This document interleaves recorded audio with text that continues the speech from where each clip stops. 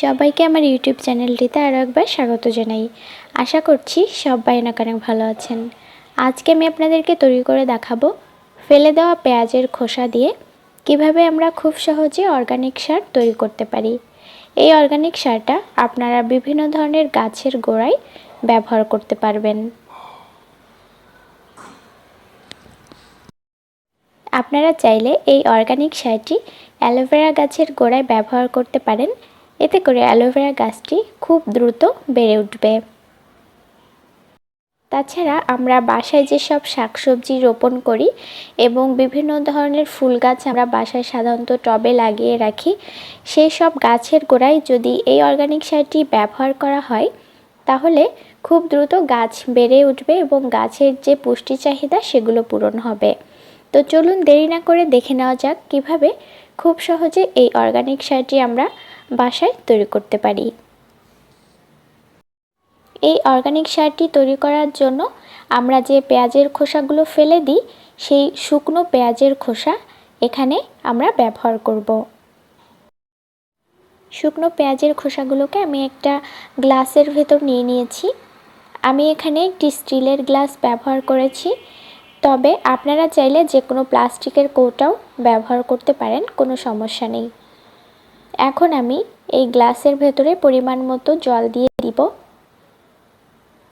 জল দেওয়ার পরে আমি এই খোসাগুলোকে 24 ঘন্টার জন্য রেখে দিব, যাতে করে এর ভেতরে যত পুষ্টি উপাদান রয়েছে সবগুলো উপাদান খুব ভালোভাবে জলের সাথে মিশে যায়। আপনারা চাইলে যে প্লাস্টিকের বা কাচের ঢাকনাযুক্ত কৌটা পাওয়া যায় তাতেও করেও এই অর্গানিক সারটি তৈরি করতে পারেন। তো গ্লাসটিকে আমি একটি প্লাস্টিকের ঢাকনা দিয়ে খুব ভালোভাবে ঢেকে দিয়েছি। এখন এই প্লাস্টিকের ঢাকনা সহ আমি গ্লাসটি 24 ঘন্টার জন্য রেখে দিব, যাতে করে পেঁয়াজের ভেতরে যত পুষ্টি উপাদান রয়েছে সবগুলো উপাদান জলের ভেতরে খুব ভালোভাবে মিশে যায়। তো ফিরে আসছি 24 ঘন্টা পরে। তো 24 ঘন্টা পরে আমি ঢাকনাটা সরিয়ে নিয়েছি।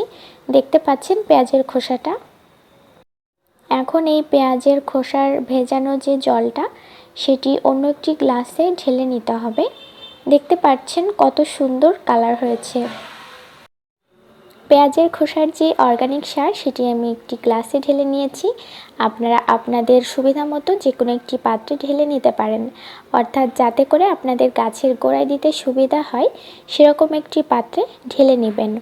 পেঁয়াজের খোসায় রয়েছে phosphate, potassium, magnesium, calcium, manganese, লোহা এবং দস্তা।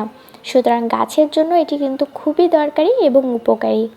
তো আশা করছি এই সারটি আপনারা বাসায় তৈরি করবেন এবং গাছের গোড়ায় ব্যবহার করবেন।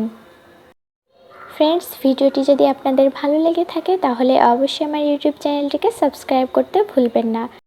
আর পরবর্তীতে এই ধরনের ভিডিও দেখতে অবশ্যই বেল বাটনে ক্লিক করে নোটিফিকেশন অন করে রাখুন।